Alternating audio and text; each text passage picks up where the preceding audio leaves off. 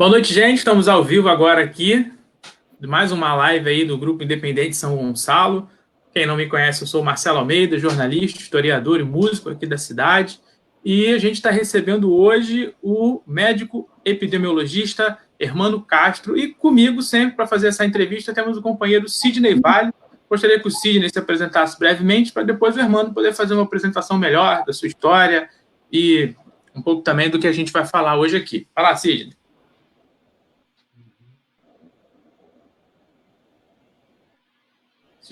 Boa noite, Marcelo, aí. Boa noite, doutor Hermano, boa noite, pessoal que está assistindo a gente.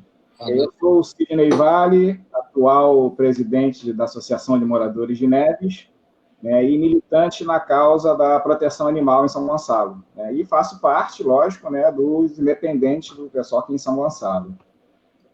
Isso aí. Agora, doutor Hermano, pode se apresentar aí para quem não conhece. Olá, meu nome é Hermano Castro, eu sou médico. Eu não sou epidemiologista, eu sou pneumologista. Esses nomes difíceis eu confundo tudo. Pneumologista, sou pesquisador titular da Fundação Oswaldo Cruz. A minha área de atuação na pneumologia é a área de pneumologia ocupacional, ambiental, e atualmente eu exerço um cargo de diretor da Escola Nacional de Saúde Pública Sérgio Arouca. E é como pneumologista, como médico, que eu vou falar aqui um pouco debater sobre essa crise sanitária mundial, planetária que estamos vivendo. Uhum.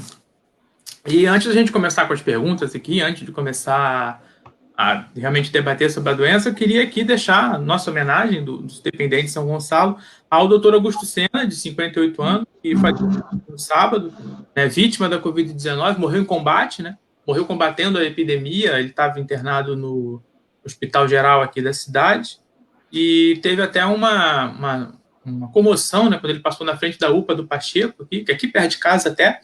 Ele foi sepultado no domingo, né? Então a gente queria deixar para ele, que já foi vereador na cidade, já foi candidato a vice-prefeito aqui, uma pessoa importante, não só para a medicina de São Gonçalo, mas como para a vida pública de São Gonçalo também. A gente quer deixar nossa homenagem aí, nossos sentimentos para a família, para esse importante personagem da cidade. Então, partindo agora para as perguntas, o Hermano falou que é da Fiocruz, e a Fiocruz ontem completou 120 anos, né? Então, queria que ele falasse um pouco da importância dessa instituição, né, para a saúde do Rio de Janeiro, do país, e principalmente nesse período de pandemia, onde, infelizmente, muitas pessoas têm adotado uma postura meio negacionista, meio anti-vacina. Eu queria que fizesse um panorama um pouco da Fiocruz e dentro desse contexto que a gente vive hoje. Então, quero agradecer muito a vocês a oportunidade de poder estar conversando, não só falando com a população de São Gonçalo, mas com todos que nos assistem aí. Esperamos que possamos sair dessa o mais breve possível. Mas a Fundação Oswaldo Cruz, eu acho que ela é uma instituição do Estado brasileiro. Ela inicia sua trajetória exatamente no combate a uma epidemia, e ali você tinha as resistências, né, uma série de questões que vale a pena conhecer a história, e eu acho que o que a população conhece muito é a revolta da vacina, ali na região do Cais, enfim, onde você tinha a entrada exatamente da peste, enfim, ali era um momento que existia, inclusive, a polícia sanitária, houve muita crítica na época para o Oswaldo Cruz. E a história do castelo é uma história bonita, porque ela está localizada num lugar que, naquela época, a gente avistava os navios chegando ali na Baía de Guanabara, que era exatamente para você poder estar sabendo em que momento você deveria iniciar o processo da vigilância ali. Então, é uma história da ciência brasileira, por ali não só passou Oswaldo Cruz, como Carlos Chagas e tantos outros. E na história mais recente, na época da ditadura militar, também foi um foco de resistência, é bem conhecido, o massacre de Manguinhos, quando nossos pesquisadores, quando os pesquisadores da Fundação Oswaldo Cruz foram perseguidos, e nós recuperamos ele nos anos 80, quando eles retornam às atividades em Manguinhos, muitos voltaram à atividade, o Sérgio Arouca, quando assume a presidência, e traz eles de volta para o seu lugar de trabalho, né? Seu lugar que eles tinham sido roubados na época da ditadura. E esse é um mal que principalmente as ditaduras fascistas de direitas fazem com os nossos pesquisadores e os nossos cientistas. Cientistas que dedicam a sua vida não é só a descobrir, mas a compreender o processo da humanidade, né? E de como a vida se coloca na humanidade, no ambiente, na natureza. Então, a ciência, ela busca compreender a partir da razão e encontrar pelo menos as respostas, ou pelo menos as poucas respostas que a gente ainda tem para garantir uma vida decente, né, no planeta, nos lugares onde habitamos, nos territórios. Então, a relação da ciência com a natureza e com a sociedade é uma relação muito, muito próxima, né? E quando se combate isso, a gente acaba negando a própria vida, né? A vida, se a gente chegou onde nós chegamos hoje, com tecnologia, com possibilidade de ter vida melhor, enfim, isso se deve exatamente aos seres humanos que, com a ciência, fizeram a sociedade avançar. E a ciência não é só a ciência da biologia. Você tem as ciências sociais, as ciências políticas, isso tudo fez com que a humanidade desse o passo adiante, né?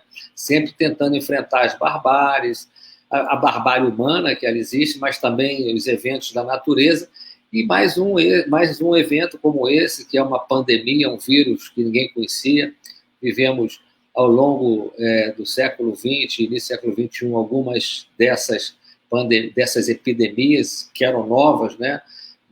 Já começando no início do século com a gripe espanhola, e aí depois você vem com uma outra doença que atingiu muito a sociedade, que era o HIV, enfim, depois veio o dengue, veio o zika, coisas que nós não conhecíamos, ou se conhecia de livros, não havia casos, chikungunya, e agora, depois vivemos o SARS-CoV-1, que é esse mesmo coronavírus 1, lá no 2010, e agora esse coronavírus 2, com essa epidemia gravíssima, de contagiosidade elevada, a mortalidade que atinge em torno de 5% a 6%, enfim. E a gente ainda não conhece tudo sobre a doença, uma doença que não tem tratamento específico para ela, a gente vai poder falar disso. A Fiocruz esteve à frente nesse período, todas essas pandemias. Eu lembro que teve o Ebola, a Fiocruz preparou um hospital, era o único lugar no Brasil que tinha um hospital. Hoje a Fiocruz tem um laboratório de reconhecimento internacional, onde, para identificação de vírus, e se não puder ser feito no CDC americano, o único lugar que o fará serão os laboratórios da Fundação Oswaldo Cruz. Então, é dessa instituição que a gente fala, que a gente defende, e que a sociedade defende, isso também é importante. Ela aprendeu a conhecer, inclusive, o que é a Fundação Oswaldo Cruz hoje no Brasil.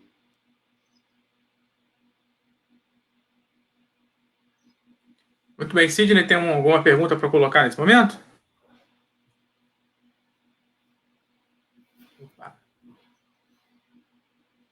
Deu um para o Sidney lá. Tá ouvindo? Tá ouvindo. Vai lá. O microfone está fechado, Sidney. Ih, Sidney travou. Sidney travou lá, então vou continuar aqui. Daqui a pouco ele retorna. Está meio sem áudio ele lá. Vamos lá.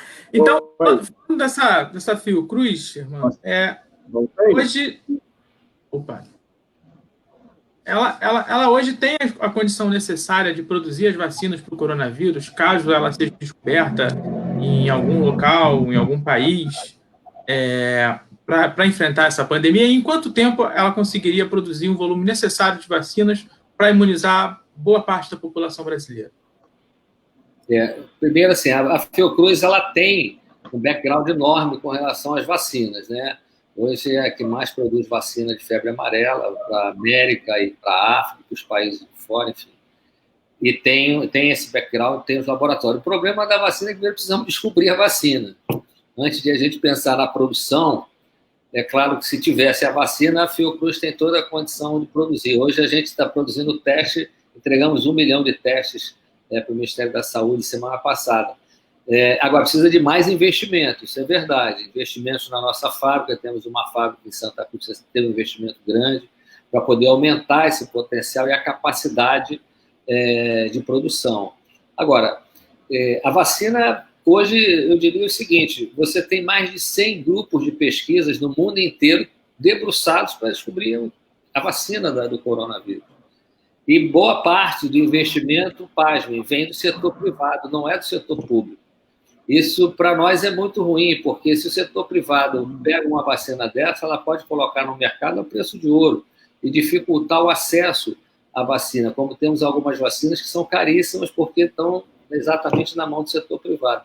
Então, por isso é fundamental o investimento público nas universidades, nas instituições acadêmicas públicas, para que a gente possa desenvolver a vacina e entregar para a sociedade da forma como ela nos entrega os recursos públicos para o desenvolvimento institucional, o desenvolvimento em pesquisa. Então, isso é fundamental, mas hoje são mais de 100 grupos.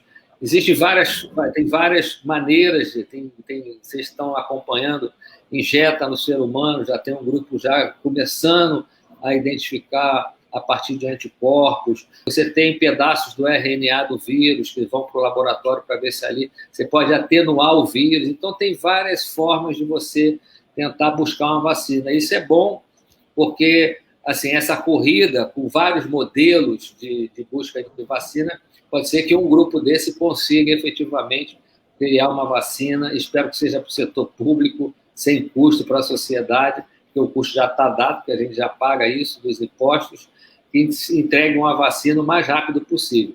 O pessoal mais da área da biologia, que estuda vacina, que está debruçado sobre isso, eles avaliam, assim, talvez 1 ano seja um prazo razoável para você ter uma vacina com uma boa potência, com uma boa cobertura e que dê uma boa proteção para a sociedade. Mas até lá, não temos nem tratamento específico para o vírus. Então, as medidas que a gente vai ter que adotar para reduzir casos e doentes, vão ser medidas que a gente chama de não farmacológicas, como o distanciamento social. Isso é a principal medida nesse momento, já que não tem nem tratamento e nem vacina.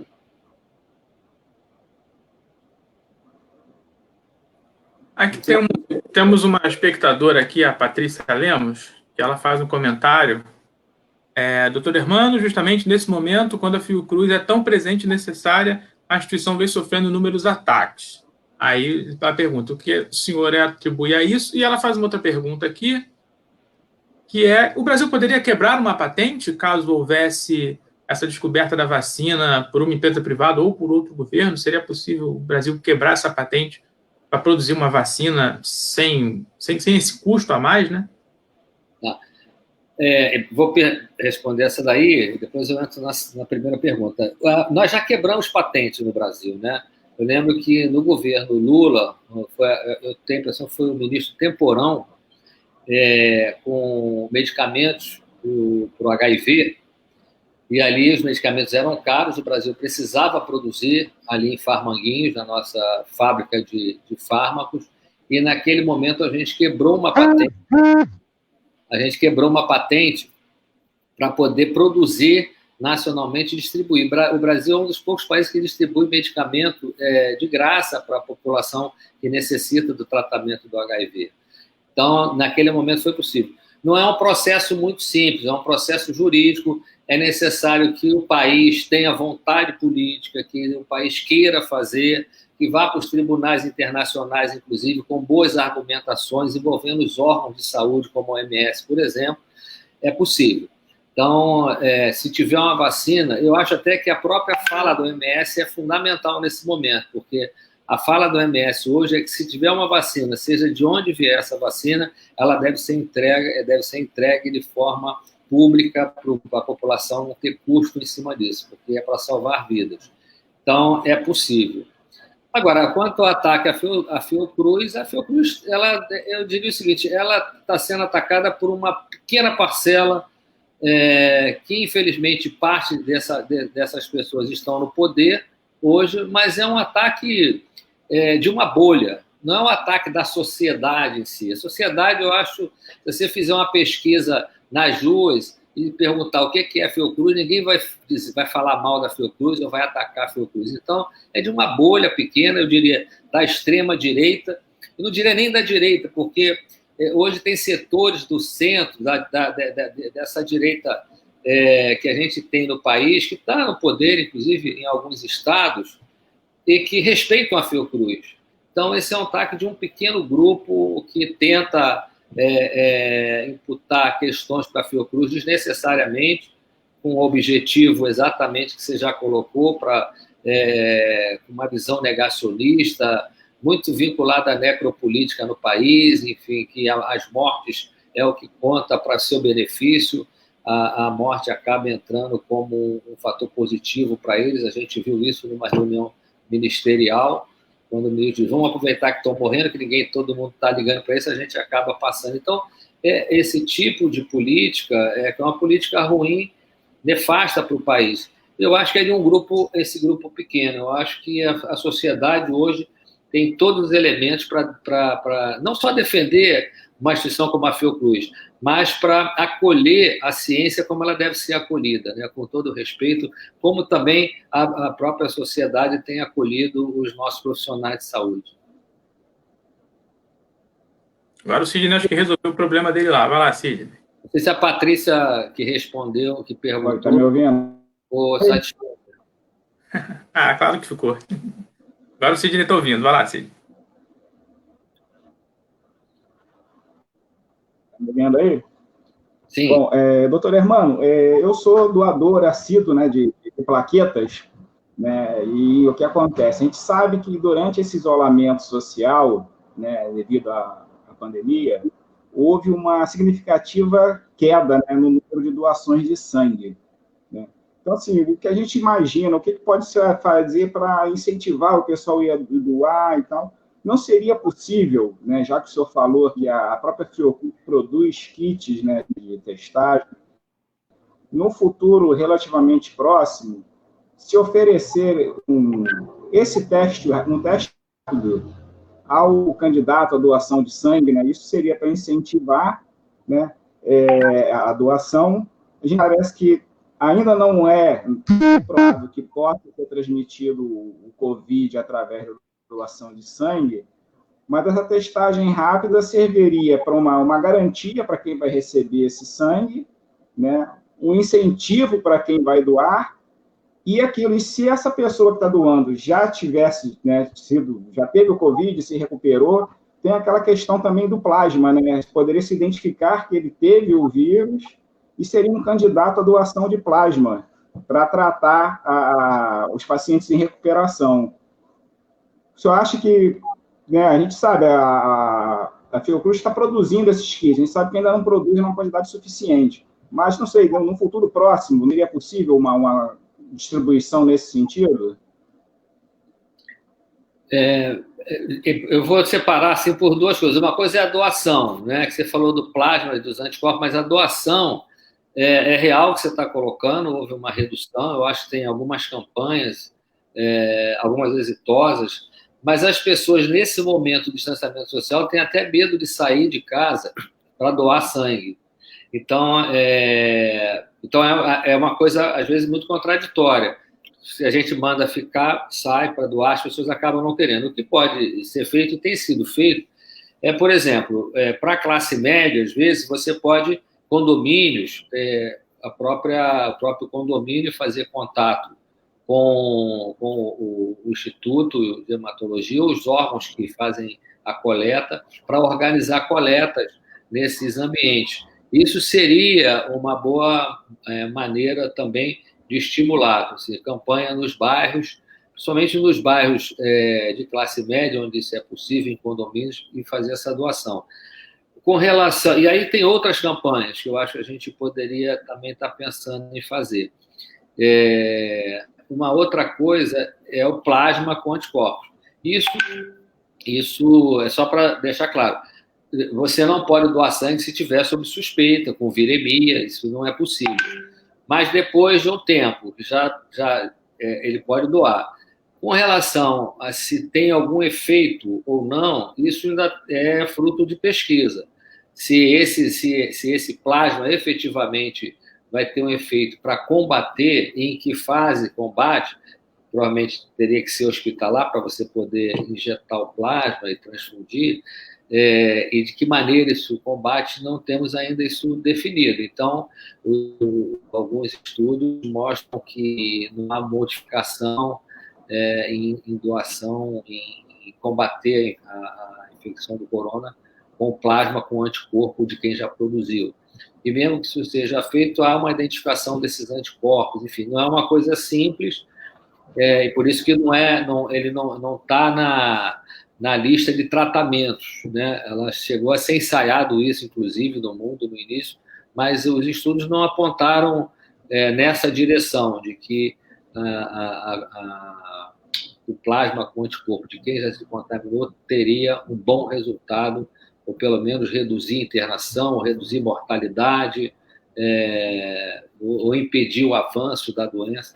Então, isso ainda está por vir, esses resultados de grupos que estão testando uma série de coisas, inclusive antirretrovirais. A única coisa que eu acho que já está mais definitivo é o uso da hidroxicloroquina, que o maior estudo que foi publicado pelo Lancet há uns 3 dias atrás, com mais de 90 mil pessoas em acompanhamento, mostrou exatamente o contrário, um efeito negativo da hidroxicloroquina, quando havia um aumento de quase que dobrava o número do desfecho de óbito, por exemplo. Então, e o número de arritmias cardíacas que levavam ao óbito. Então, praticamente, o OMS já condenou o uso da hidroxicloroquina e a cloroquina. Então, não tem mais sentido falar disso atualmente. Mas tem outras pesquisas que incluem antirretrovirais e outras formas de atuar ali com medicamentos. Então, nos protocolos de pesquisa, tá? Eles não podem estar em protocolos de uso para o enfrentamento da doença, como a gente tem visto aí por algumas sociedades, por alguns grupos, eu diria, pregando o uso de um receituário enorme que não tem nenhum valor, nenhuma eficácia nem efetividade em tratamento para o Covid. Mas você tinha perguntado a Patrícia se ela tinha ficado satisfeita com a resposta. Ela mesmo já comentou aqui que ficou satisfeita com a pergunta, e você acabou respondendo a pergunta de uma outra pessoa que está vendo a gente aqui, que é a Loma Dias, que ela perguntou justamente sobre a cloroquina, né? Ela não sabe mais o que dizer para as pessoas que insistem em defender o uso da tal da cloroquina, mesmo a OMS tendo negado, vários estudos negados. A Fiocruz, no começo, antes de descobrir que ela não era eficaz, chegou a fazer algum estudo com ela? Chegou a alguma... Não, tem um estudo em andamento, que é um estudo multicêntrico, e que eu não sei se vai continuar depois desse resultado do Lancet, mas esse estudo multicêntrico é um estudo produzido, está sendo feito pelo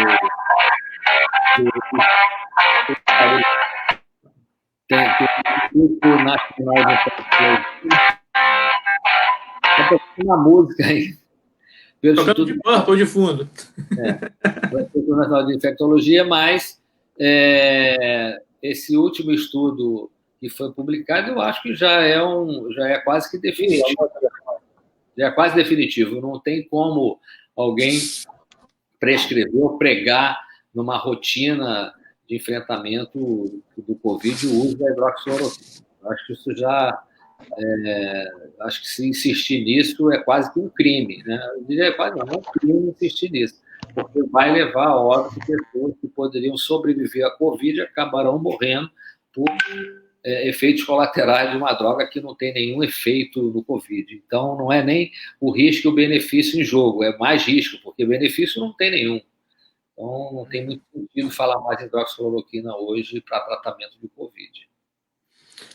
Trazendo, então, a conversa para cá, para São Gonçalo, já que estamos falando daqui, a gente estava conversando sobre a situação da cidade atualmente, né? E acabou de sair um boletim, agora há pouco, da nossa Secretaria Municipal de Saúde, que a gente conta com, hoje, 152 mortes até agora nessa pandemia. São casos suspeitos, são quase 7 mil, 6.985, e 1.224 casos confirmados já da doença. Isso para 1 milhão de habitantes. Então, é fácil fazer aquela conta de milhão, porque aqui a gente tem 1 milhão de habitantes. A gente tem um único hospital funcionando, com 100 leitos, sendo esses 40 de UTI e 60 enfermaria, né? A gente já tem um hospital inaugurado hoje, que era o hospital de campanha que não foi, teve até operação para prender diversas fraudes. Dentro desses números, eu queria que o senhor falasse como é que está São Gonçalo. Está muito ruim? Está muito bom? Poderia ser melhor? Como é que o senhor avalia esses números aqui da nossa cidade? Eu vou chegar na cidade, mas é bom para o pessoal entender. O Brasil atingiu 375 mil casos. Tá? É o número hoje. Nós estamos em segundo lugar no mundo. Estamos atrás dos Estados Unidos. O país está em sexto lugar em mortes, com 23.500 mortes e 375 mil casos. Então, um percentual elevado. Eu acho que os casos de mortes, eu não sei se aplica a São Gonçalo, porque vocês podem ter um controle maior. Mas há uma subnotificação de casos de morte, certamente esse número de 23 mil não corresponde à realidade dos que já morreram. A morte tem sido computada como Covid, geralmente já com certo atraso, né, quando chega o resultado do exame. E, só para entender, os casos de Covid, quando entram numa UTI ou numa enfermaria, eles vão para uma enfermaria de Covid, e aí é dado o diagnóstico, mas sem ainda o laboratório. E eles vão para ali porque tem um quadro clínico que é compatível com o Covid. E aí, nesse sentido, é computado. Mas tem muita gente que acaba morrendo sem o devido cuidado na instituição de saúde. Muitos não chegam lá. A gente tem tentado mudar o protocolo de acompanhar melhor os casos leves e até os casos moderados, que no início o Serviço de Saúde estava mandando para casa. E isso é um crime, porque às vezes é muito difícil a família definir ou decidir em que momento leva, porque não pode sair, mas não é o momento que você levar no hospital, porque a orientação, se é caso leve, não sai de casa, mas quando sair. Então é muito difícil. Então, uma vigilância ativa dos casos leves é fundamental que o sistema de saúde faça para acompanhar, para impedir que ele evolua mal. Ele faz hipoxemia silenciosa, às vezes faz uma respiração rápida, e quando vai para o serviço de saúde já está saturando muito baixo, uma oxigenação baixa, já necessitando, às vezes, direto para uma intubação.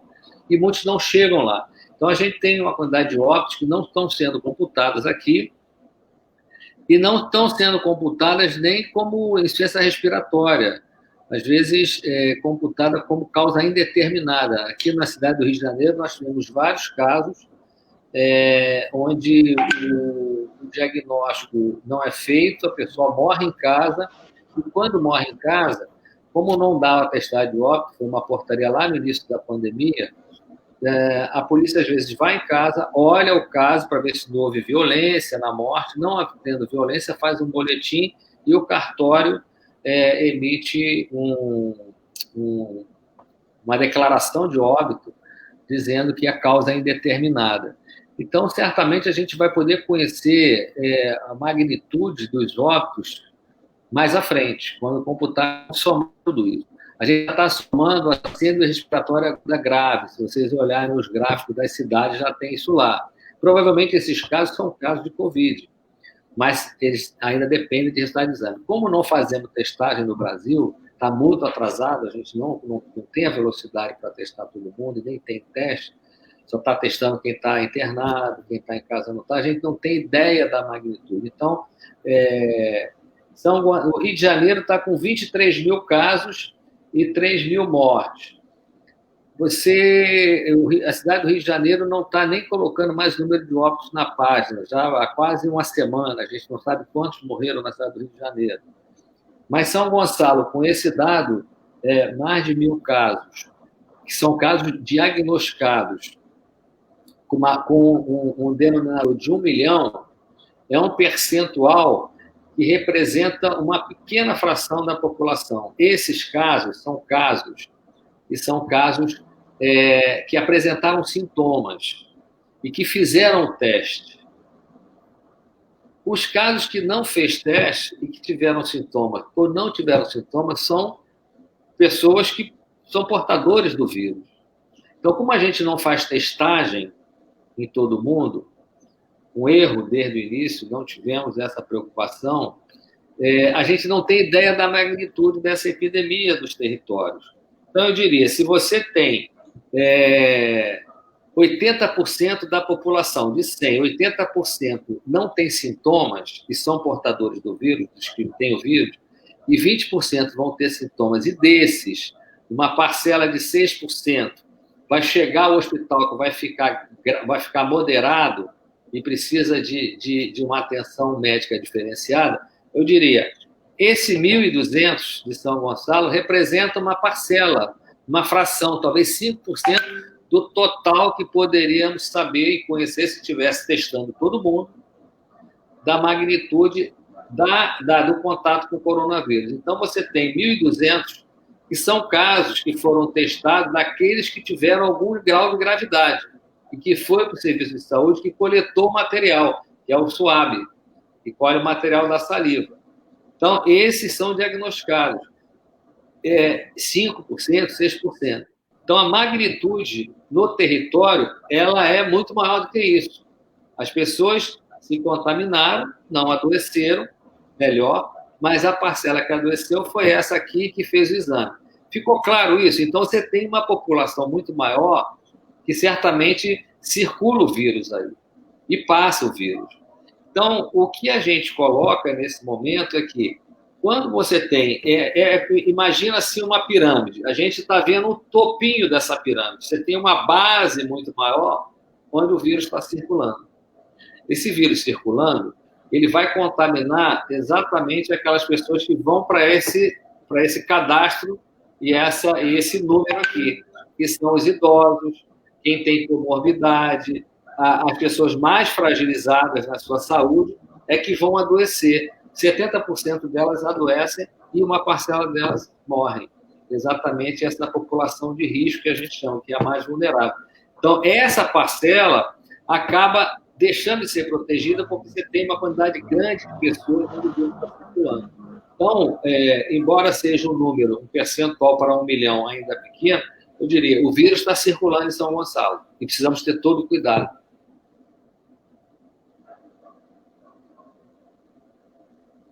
Sidney, tem alguma questão, Sidney, agora? Deu uma sumida? Eu vou aproveitar que o doutor Hermano falou nessa questão aí do vírus circular, né, a questão da contaminação. Aqui em São Gonçalo, ao coisa de umas semanas, um mês, não acredito, foi encontrado lixo hospitalar, e parece que de uma unidade de saúde do Rio de Janeiro. Quanto tempo o vírus, né, no caso do Covid, sobrevive nesse ambiente?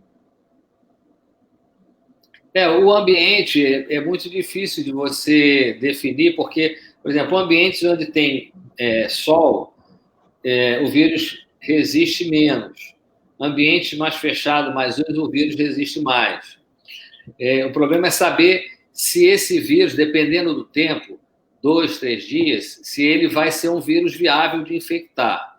Mas esse prazo de horas, 12 horas, 24 horas, são prazos que a gente tem atuado aí. Mas quando você tem um lixo hospitalar, você tem uma concentração muito maior de vírus. A gente pode imaginar, se esse lixo hospitalar for material descartável, de material que foi usado em Covid, você tem uma concentração. Ali você tem uma chance grande de ter vírus ali ainda. Só não sabemos se são vírus, aí, dependendo do tempo que aquele lixo está ali, se são vírus viáveis e infectantes.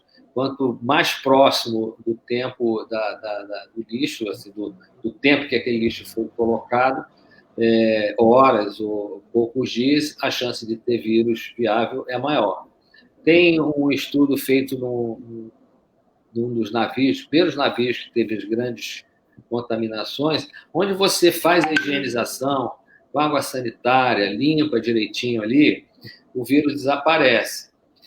Onde você não faz, e você vai tendo vírus ali, o RNA do vírus vai permanecendo, e se encontrou dias depois, no mesmo lugar onde você tinha casos, naquele ambiente, 10, 15 dias depois, ainda tinha RNA do vírus ali, em ambiente que não foi devidamente higienizado. Resta saber se esse vírus ele é viável ou não, se ele infecta ou não. Então, como é um vírus muito novo e pouco conhecido ainda de todo o seu processo, a gente ainda não sabe direito. A gente tem casos, por exemplo, o pessoal fala assim, eu já tive, então eu não preciso mais me proteger porque eu já tive meu Covid. Passou os 15 dias, ficou bem, poucos sintomas, muito bom.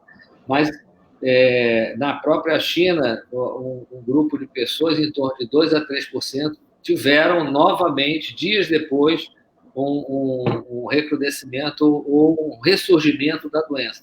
A gente não sabe se foi um vírus latente, que ainda ficou no organismo, ou se foi novas contaminações, porque as pessoas acabam relaxando e acabam se contaminando de novo.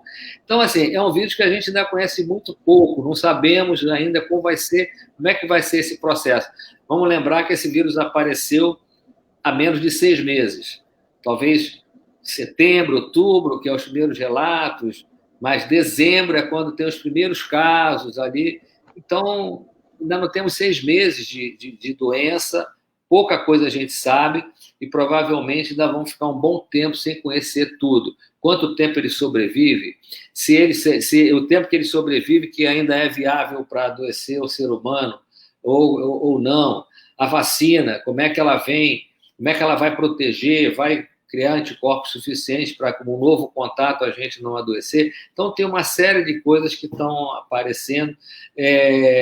Sequelas. A gente não tem ideia ainda. A gente tem acompanhado pacientes que teve Covid, às vezes não tão grave, não precisou ir para a UTI, mas que continuam ainda durante muito tempo com tosse, com dificuldade de respirar, então provavelmente pode ter sequelas neurológicas, alguns têm relatos. Então tem uma série de coisas que a gente ainda está por conhecer. É uma doença nova, como eu falei, e que esse processo científico, que é a capacidade que os cientistas têm de estar buscando e desfechos, né, para cada uma dessas situações e encontrando soluções, é o que vai nos dar a resposta no futuro. Por isso que precisamos acreditar na ciência, porque sem ela a gente não teremos resposta e provavelmente sem ela a gente vai ser muito mais vulnerável durante muito mais tempo, né, para poder sobreviver uma virose como essa. Certo. E voltando a falar aqui de São Gonçalo, do combate, tudo, uma das formas mais eficazes, né, já que não se tem vacina, é o isolamento, né, o confinamento, a quarentena que a gente está passando.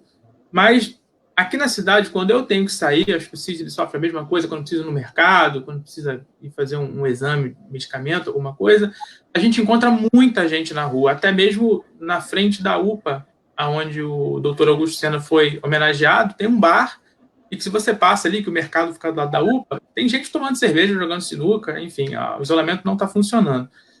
Aí eu queria te perguntar, não só sobre isolamento, mas até que ponto essa postura negacionista, principalmente do nosso governo federal, que quer reabrir tudo, que acha que é só uma gripezinha, até que ponto o comportamento de certas lideranças políticas no país influencia o comportamento de parte da população a quebrar essa quarentena, e como convencer essas pessoas também, né, de que a única possibilidade nesse momento é ficar em casa.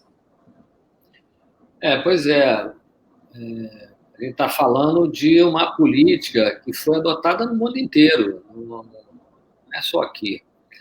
E é muito interessante porque o amigo do presidente aqui, que é o Trump, ele, há 2 dias, fechou a fronteira para o Brasil. Não entra, qualquer pessoa, ou brasileiro, que saia daqui e vá para lá, está fechado, não entra.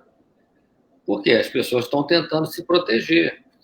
Isso faz parte da política do lockdown, do bloqueio, né? É bloquear as fronteiras. O Brasil já está em segundo lugar em casos. Provavelmente vamos aumentar o número de mortes se a gente não atuar no bloqueio. Isso é fundamental. É claro, tem que avaliar a condição de cada cidade. Isso tem a ver com o número de casos, tem a ver com a lotação hospitalar, como é que está a capacidade hospitalar. Então, tudo isso são indicadores utilizados para você dizer se afrouxa ou não um determinado município, um determinado estado. Então, assim, aqui no Rio de Janeiro não estamos em condições ainda de sair abrindo do shopping center, seja lá o que for. É manter ainda apenas a atividade essencial. Quando a gente consegue fazer com que as pessoas fiquem em casa, certamente a gente está reduzindo a circulação desse vírus e, com isso, protegendo as vidas. Porque a gente não sabe quem vai adoecer e morrer. Quando a gente fala que é idosos e quem tem doença pré-existente, é porque essa é a maior parte, 60% a 70% dos óbitos. Mas tem 30% dos óbitos que são jovens, que não têm comorbidades, que nunca adoeceram. Eu tenho um amigo que disse, eu fui atleta a minha vida inteira, nunca tive uma gripe. Ele passou um perrengue, felizmente não morreu, porque a gente atuou a tempo, ele ficou internado, mas ele viu de frente o problema. E é uma doença muito, muito doída, muito doída. Quem passa por isso sabe o que é ter, não é uma gripezinha. Então, você tem uma parcela da população que precisa ser protegida, mas também tem outros que vão adoecer e morrer que não têm comorbidades. Então, o vírus está circulando, a gente precisa parar a circulação desse vírus. E a única forma de parar a circulação dele é fazendo o isolamento social. Esse distanciamento é fundamental. Manter apenas as atividades essenciais, e aí eu quero fazer um parênteses. Quem está na atividade essencial, que é um trabalhador, que está no supermercado, e ele adoece, aquilo é uma doença relacionada ao trabalho. Porque se a gente não encarar assim, a gente não vai entender, inclusive, a dinâmica da sociedade nesse processo, porque ele saiu de casa para ir para o trabalho, porque nós assim definimos como um trabalho essencial. Eu costumo dizer que esse trabalhador, ele é essencial, mas o profissional de saúde, esse é mais do que essencial, ele é o imprescindível, esse não pode faltar, porque depende dele salvar as vidas, como é o caso do nosso colega médico aí que faleceu. Já temos mais de uma centena de médicos no Brasil que já morreram. Fora os outros profissionais de saúde, enfermeiros, técnicos, agentes comunitários de saúde que estão morrendo. Então, tudo isso se soma à política de distanciamento para proteger essas vidas. Então, não está na hora ainda de sair liberando. Eu acho que vai chegar esse momento, talvez já comece a se pensar nisso, mas, veja bem, a Europa só começou a afrouxar, a liberar determinadas coisas que vocês estão vendo na televisão, restaurante separado, 3 metros, de uma mesa para outra, com anteparo, depois de 15 dias, essa é a fase 0 hoje da Espanha, 15 dias após a descida de casos. Então, 15 dias depois, não é no dia seguinte, não é na semana, são 15 dias. Isso conjugado com a capacidade que a cidade tem de leito hospitalar. Ela tem que ter, pelo menos, mais de 30% de leitos vagos na cidade para poder acomodar se houver caso. E se a ocupação... você fez a liberação agora, mas daí a 5 dias, a ocupação de leitos da cidade ultrapassou 70%, você volta atrás com as medidas. É muito dinâmico isso, porque essa é a única forma de você controlar e salvar as vidas. Não há outra forma. Não há remédio. Até essa coisa do remédio, eu acho que é uma maldade com a população. É uma maneira de dizer, olha, você pode trabalhar enquanto os patrões ficam nas suas fazendas, nos seus sítios. Mas o trabalhador vai para a rua, se contamina, mas pode se contaminar que tem um remédio para te dar que vai te curar. Isso é mentira. Não tem remédio que vai curar. Quem diz isso está mentindo. Para colocar a pessoa na fogueira e depois dizer que ele vai ter tratamento. Não tem tratamento. E o tratamento, no final das contas, para quem fica grave, é leito de UTI, leito hospitalar. Isso não vai poder faltar. E se você tem um número grande de pessoas adoecendo ao mesmo tempo, falta leito hospitalar, porque não vai ter leito para todo mundo.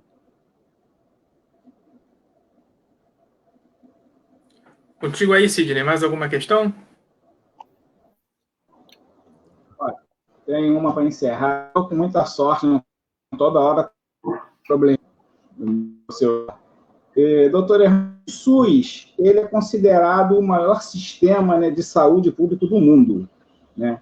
Numa época aí que se fala tanto em privatização, né, na opinião do senhor, o senhor acredita que a população tem conhecimento, valoriza a importância desse acesso universal e gratuito à saúde? Eu espero que esse talvez seja uma coisa, se tem alguma coisa positiva de uma pandemia dessa, é essa compreensão, né? De que o SUS, pelo menos, é necessário para toda a sociedade. O Sistema Único de Saúde brasileiro foi um sistema construído a duras penas, com muito esforço dos profissionais de saúde. Quem mais utiliza é a população que não consegue ter acesso aos planos de saúde, que eles tentam avançar. Tem duas coisas aí. Plano de saúde hoje, talvez nem a classe média consiga ter acesso. Há uma diferenciação muito grande. E hoje quem tem plano de saúde tem dificuldade, inclusive, de atendimento na rede hospitalar. Isso antes da pandemia, imagina agora, dificuldades continuam existindo, até para exames, quem tem plano de saúde. Essa semana, um amigo ligou para mim e disse, olha, estou fascinado com esse SUS, porque eu consegui o exame do SUS e o plano de saúde não consegui. Marcou para daí a não sei quantos dias e é assim que funciona. Então, quando mais precisa.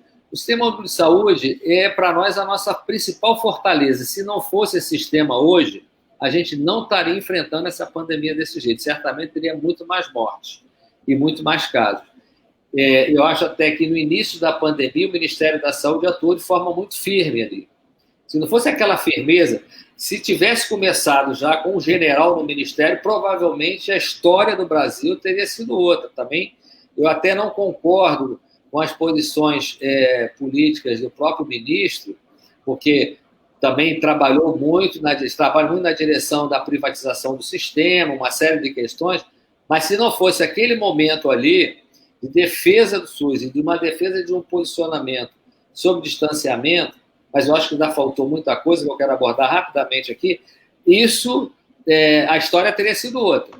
Então, se temos essa quantidade de mortes aqui que é elevada e casos que poderia ter sido muito maior, a gente deve, ao início da pandemia, ter tido um determinado enfrentamento. Agora, poderia ter sido muito menor o número de casos e mortes. Não temos bola de cristal, mas eu acho que o país deixou de fazer um dever de casa, que foi investir nesse momento na atenção primária em saúde. Então, as mortes que ocorreram em casa não deveriam ter ocorrido. Pessoas que foram no sistema de saúde não conseguiam atendimento, voltavam para casa uma ou duas vezes e voltavam para casa e morriam. Então, poderíamos ter economizado essas mortes se tivesse sido um bom investimento na assistência primária em saúde, na assistência nas clínicas da família. O Rio de Janeiro, por exemplo, e várias outras cidades, e a partir desse ministério, eles reduziram a quantidade de agentes comunitários de saúde, reduziram clínicas da família. Então, isso foi um certo desmonte. Aqui no Rio foi um desmonte claro. Mais de 200 clínicas, das 200 equipes desapareceram de um mês para o outro. Então, esse foi um desmonte claro. A privatização é um outro mal. A gente está vendo aí a OS, onde você tem organização social, dinheiro público colocado na mão do setor privado para fazer gestão pública, é para ter corrupção. Isso já está dado já de muito tempo.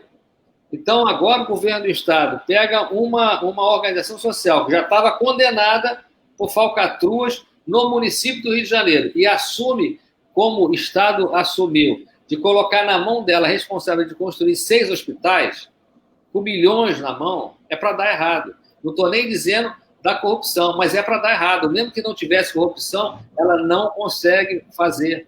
Não há possibilidade disso.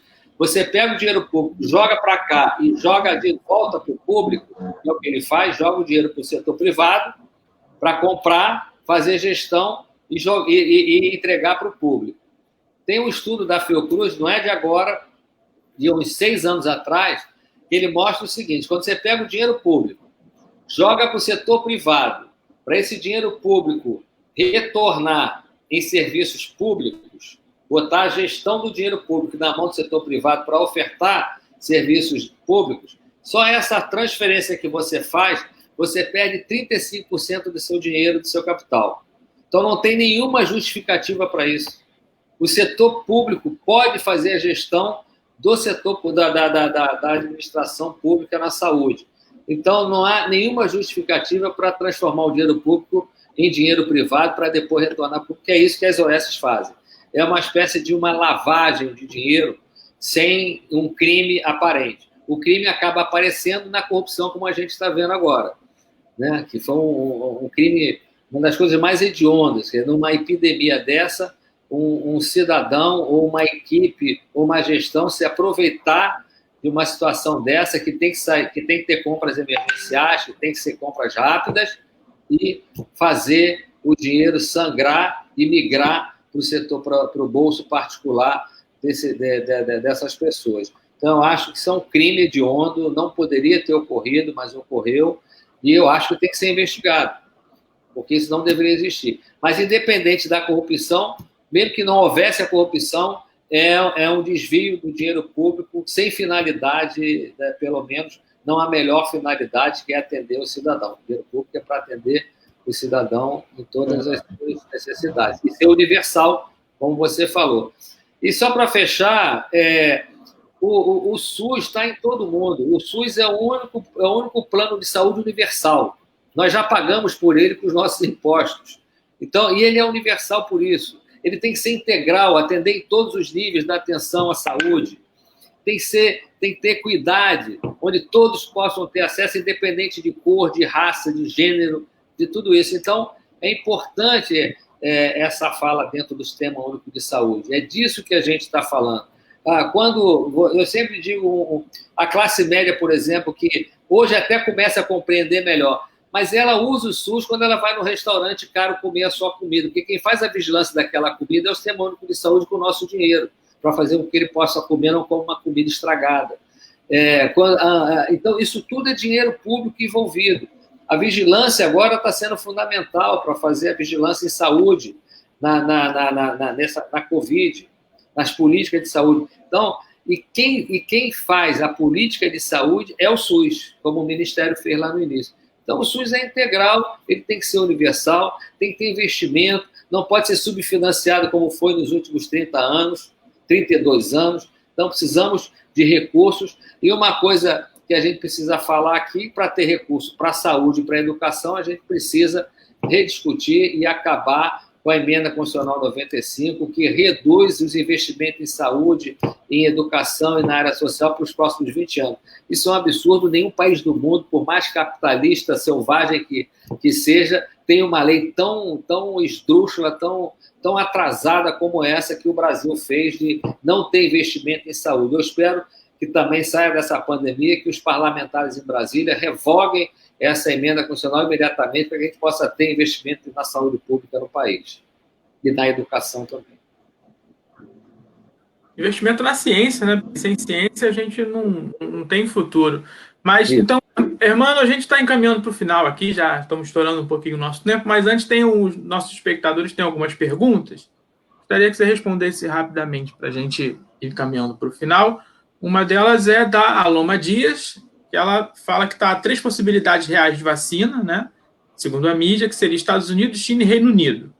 Parece que a dos Estados Unidos ainda não é muito conhecida, mas se a Fiocruz, se as pesquisas daqui do Brasil, ela está perguntando se tem alguma delas que poderia ser mais promissora e por quê? Aloma, eu até toquei nisso, né? São centenas de grupos hoje estudando, eu acho que uns 3 ou 4 modelos de vacinas. Tem uma dos Estados Unidos, eles já estão começando a testar, inclusive em voluntários, em que injeta anticorpos, alguns de auto-anticorpos, outros tentando diminuir a virulência desse vírus em laboratório, outros pegando um pedaço de um RNA para tentar produzir uma vacina a partir de um pedaço, injeta para ver se o organismo produz anticorpos contra aquele pedaço. A Fiocruz tem acompanhado, está em grupos internacionais, trabalhando nisso, mas eu diria, assim, pelo menos os especialistas da Fiocruz que têm falado sobre isso, não menos de 6 meses para você ter uma vacina realmente eficaz, de 6 meses a 1 ano, talvez mais. Mas isso tudo ainda são promessas. Eu acho bom que tenha várias formas, vários grupos trabalhando na produção, na descoberta de vacina, isso é bom, porque aí se tem uma diversidade de alguma dessas, alguma resultante positiva a gente pode ter. Então, eu diria que, por enquanto, todos os grupos de pesquisa temos promessas, algumas mais à frente, outras não, mas nada definitivo ainda. Talvez daqui mais uns 2 meses a gente possa voltar a falar sobre isso com mais detalhes e com mais propriedade até de quais são os principais modelos de vacina que estão avançando nesse momento. A Patrícia Lemos aqui também tem, como sou professor de lá, né, ela gostaria que o Dr. Hermano falasse sobre os novos programas estrito sensu lançados pela Fiocruz, especialmente para o combate ao Covid-19, né? Tem novas pós-graduações lá na Fiocruz? Sim. Não só a Escola de Saúde Pública, que forma profissionais para o sistema de saúde, né, no Brasil inteiro, mas a Fiocruz lançou, nós temos vários programas, só na Escola Nacional de Saúde Pública nós temos 4 programas, e os programas da Fiocruz, quase todos, lançaram editais novos para estudar o Covid, para mestrados e doutorados, porque nesse momento, o que nós fizemos? Recebemos recursos extras, vocês devem ter acompanhado, esses recursos então foram todos destinados, parte inclusive com editais para as favelas e periferias, quase 3.600.000 foram editais abertos para ajudar nas comunidades, enfim. E parte desse recurso foram para as pesquisas. Então, vários pesquisadores tiveram projetos aprovados, estão desenvolvendo projetos de pesquisa em todas as áreas, na área social, na área da assistência, na área epidemiológica, até para compreender o comportamento dessa pandemia em todos os seus temas.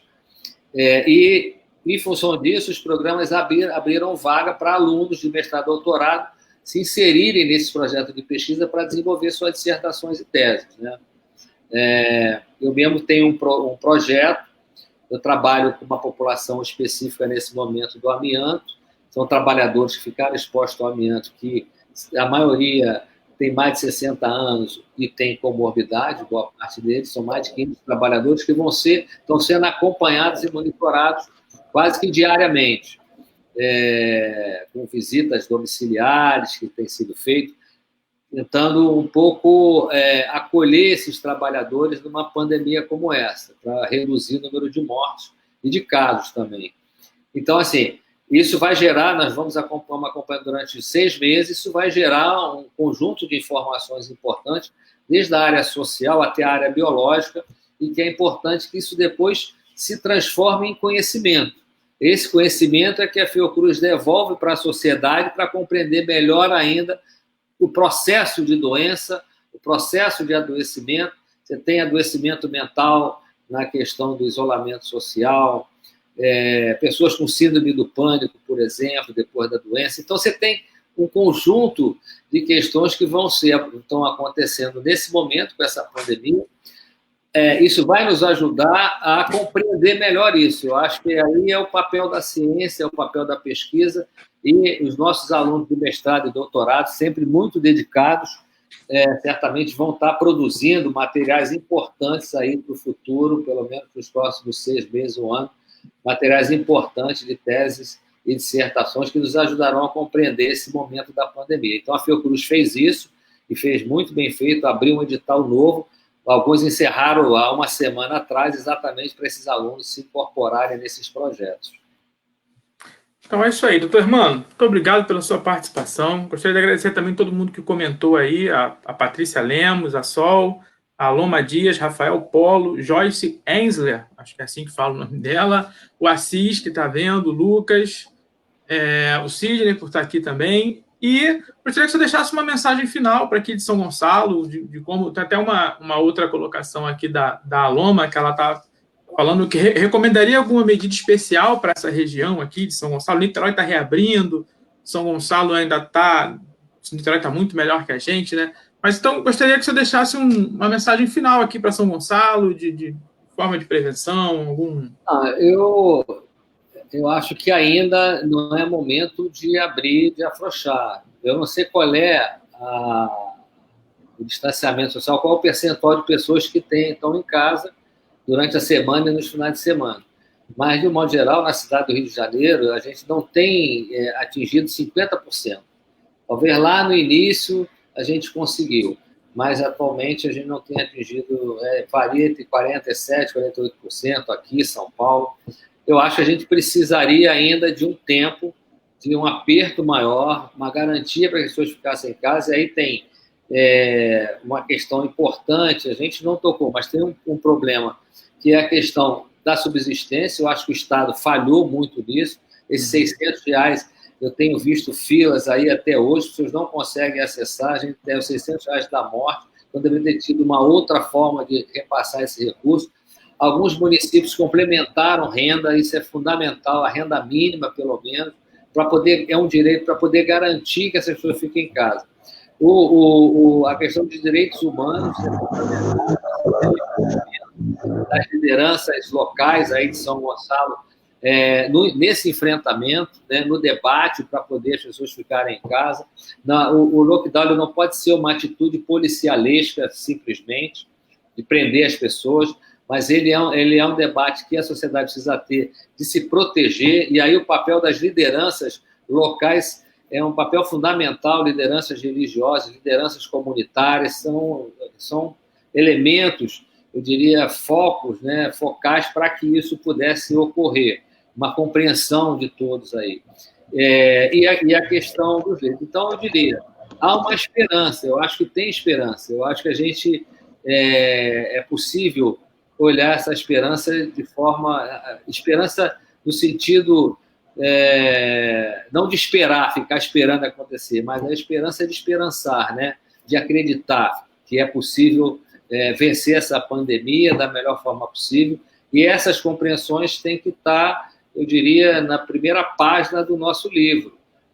Direitos humanos, renda mínima, leitos para todos, fila única para que todos tenham acesso democrático à rede hospitalar, aos leitos necessários para combater a doença, que a gente possa ter uma vacina muito mais rapidamente. Eu acho que a população de São Gonçalo ainda precisa, de alguma forma, ter um debate na sociedade para que permaneçam em casa e só saiam as atividades essenciais, isso é fundamental, para proteger, como eu falei, tem 1.000 casos, provavelmente tem aí um percentual muito grande, quase 80%, que não estão incluídos aqui, que estão circulando com o vírus. Então, para poder segurar essa circulação, é preciso que se mantenha ainda apenas as atividades essenciais funcionando. Acho que esse é um recado para São Gonçalo, senão a gente corre risco de, daqui a 2 semanas, 3 semanas, pular de 1.000 para 2.000, 3.000. E o mais importante, nós podemos ter um número de casos elevado, mas se não tem serviço de saúde com o número de leitos, a gente acaba aumentando o número de mortes também. O número de mortes está diretamente relacionado à oferta de serviços que os municípios podem oferecer aos seus cidadãos. Então, eu acho que é uma mensagem de esperança na medida em que as pessoas possam ter a compreensão de que ficar em casa nesse momento é fundamental para reduzir doenças. Isso para São Gonçalo, para Niterói. Niterói fez um trabalho lá que agora permite liberando aos poucos, mas é o Rio de Janeiro, enfim, o Brasil inteiro, proteger as populações indígenas, os quilombolas, populações tradicionais desse país é fundamental nesse momento, tão vulnerabilizada como a gente tem visto aí mundo afora. Fica aqui meu abraço aí ao povo aí de São Gonçalo e obrigado por essa oportunidade de diálogo aí com vocês. Estamos aqui na Fiocruz à disposição no momento que vocês julgarem necessário. A gente é que agradece. Sidney, alguma mensagem final?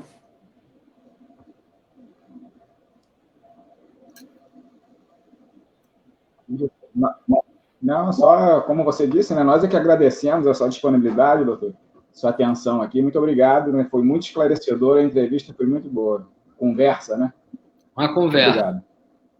Valeu. Antes de fechar, quem não é inscrito ainda, se inscreve aqui na página dos Independentes. Isso. E semana que vem vamos ter mais uma live. Quinta-feira eu vou estar na minha página, Marcelo Almeida, é só procurar aí, conversando com o Cid Benjamin. e a gente vai bater um papo aí durante essa quarentena, eu sempre esclarecendo com um convidado ilustre, como o Hermano Castro, que esteve hoje com a gente aqui. Tudo bem? Tchau, gente. Boa noite. Até a próxima. Tchau. Um abraço aí.